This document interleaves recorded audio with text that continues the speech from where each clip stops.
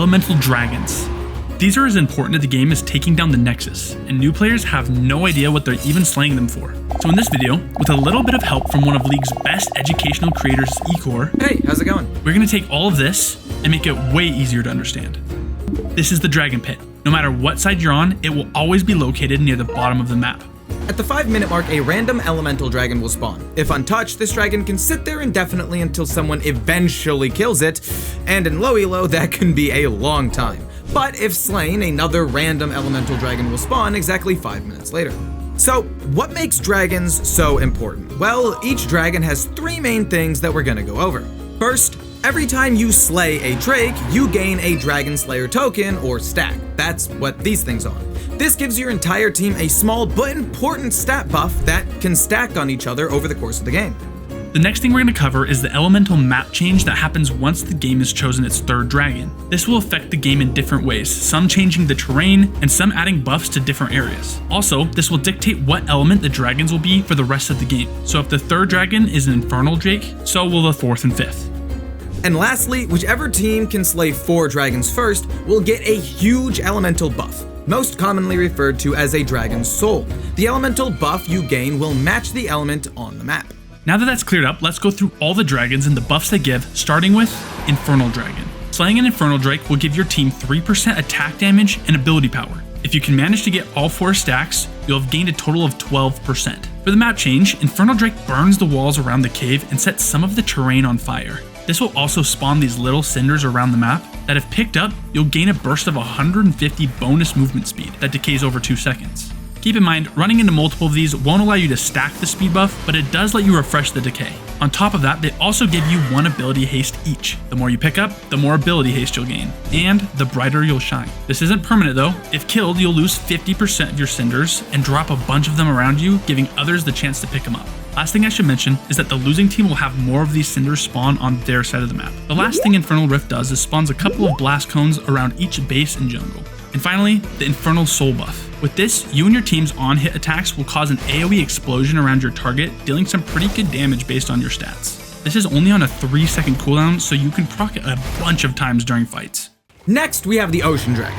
After taking down an Ocean Dragon, each stack will restore 2% of your missing HP every 5 seconds. 8% if you have all 4 of the same dragon for fast regeneration. Ocean Drake brings life throughout the entire map, growing honey fruit and causing patches of brush to grow and sprout everywhere, and puddles of water to flood the jungle. These puddles of water can actually interact with water-based moves like Kiana's Terra Shape and Water Walking, which I didn't even know actually. Ocean Dragon's Soul will give you the ability to heal and restore mana every time you hit an opponent over 4 seconds. You can also heal off of minions and monsters just at 30% effectiveness. Cloud Dragon. Tokens from Cloud Drake gives your team 6% slow resistance and bonus movement speed. If all 4 are gained, you'll have a total of 20%, and this is just the beginning of the speed buffs. For the map change, Cloud Drake will send gusts of wind racing through the map, leaving designated areas around the Dragon Pit, the blue buff, and red buff camps. These areas will give you a 20% bonus movement speed buff, 35% if you're out of combat. And for good measure, a bunch of extra Seer's Blooms will spawn around each base, making it easy to check your jungle. Cloud Drake's Soul starts by giving you 15% bonus movement speed at all times. And when ulting, you'll receive an insane 6 seconds of 60% bonus movement speed. This is on a 30-second cooldown, which is close to most ult cooldowns late game anyways. So with everything, you're going to be flying through the map. Mountain Dragon Soul. For every Mountain Drake slain, your team gains 5% armor and magic resist up to 20% with all 4 Mountain Dragons. For the map changes, Mountain Drake will trigger a seismic shift throughout the map, causing rock formations to move around the Dragon Pit and in a few areas in the jungle. Lastly, Mountain Soul will give you and your team a massive shield based off of your stats that refresh every time you're out of combat for 5 seconds. Basically, you just constantly have a pretty big shield. Chemtech Dragon. Every Chemtech Drake slain will give you and your team 12% tenacity, healing, and shielding power, up to 24% if you have all 4. For the map changes, Chemtech mutates all life around the rift, enhancing all the jungle plants. Honeyfruit will no longer slow you, instead giving you a decaying shield along with its heals. Blast cones will now send you twice the distance, and Seer's Blooms will now reveal a large area around you, including the path in front of you. Also, light from the Seer's Blooms will now decrease the health of any enemy wards revealed, bringing them down to 1 hit point for 4.5 seconds. This makes clearing enemy vision extremely quick. And for the cherry on top, when hit, anyone within range of the pollen will get a 40% bonus movement speed buff for a few seconds. Chemtech Soul is simple but effective. It makes it so when you're below 50% of your max health, you'll gain 13% increased damage and 13% damage reduction. Basically, when you're low HP, you'll get tankier and you'll do more damage. Hextech Dragon. Each Hextech Drake slain will give your team 5 ability haste and 5% bonus attack speed, up to 20 ability haste and 20% bonus attack speed if you slay 4 Hextech Dragons. As for the map changes, Hextech Drake will spawn Hex Gates all around the map. 1 pair in both bases that send you into the jungle, and 2 gates in the middle that send you across the river, over Baron Pit and Dragon Pit. Hextech Soul makes it so damaging an enemy will cause a chain of lightning to spread across 3 nearby enemies. This shock deals 25 to 50 true damage based on your level, slows the enemy a ton, and is only on an 8-second cooldown.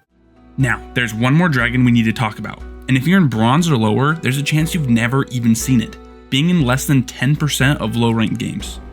This is the Elder Dragon. Unlike all the other drakes, this one only spawns once a team's gained Dragon Soul. Once taking down the Elder Dragon, you and your team will gain a massive buff that scales with how long the game is gone for, giving your attacks a nasty burn that deals 75 up to 225 true damage over 2.25 seconds. But that's not all. What makes this buff so game-ending is its main ability, Elder Immolation. Dealing damage to an enemy champion while they're below 20% of their maximum HP will instantly execute them with a Breath of Fire. It'll even execute enemies who are untargetable. And man, is this animation satisfying. This buff will last you and your team 2.5 minutes, and like other jungle buffs, if you're killed, you'll lose it instantly. So what Dragon Soul is the best? Using data gathered from League of Graphs, the soul with the highest win rate is the Cloud Soul, sitting around 92%. That might sound crazy, but it makes sense when you think about how often teams snowball once they get it. The extra movement speed out of combat lets teams control the tempo, rotate faster, set up vision, and even chase down enemies. Mountain Soul comes in second with a 90.5% win rate. With such a large shield up so often, it makes every frontline just that much harder to break. Next up is Ocean Soul, hovering just a little below with an 89.8% win rate. It's basically a sustain machine. If the enemy team can't burst you down, Ocean Soul makes poking or drawn out fights almost impossible to lose. Then there's Hextech and Chemtech Soul, tied at 89.6%. Hextech's Chain Lightning gives strong, consistent poke and chase potential with its insane slow, while Chemtech makes you and your team really scary in extended fights. Finally, Infernal Soul, with an 89% win rate, amplifying your team's kill potential with its amazing AoE burst damage. All in all, not bad, just not quite as impactful as the others. If you guys enjoyed this video or my content, please consider subscribing. It'll help me and my family out so much. And guys, take it from me. If you're wanting to learn a new champion, I can't think of a better creator than my buddy Ecore. His channel's in the description, so go check him out. Until next time guys, peace.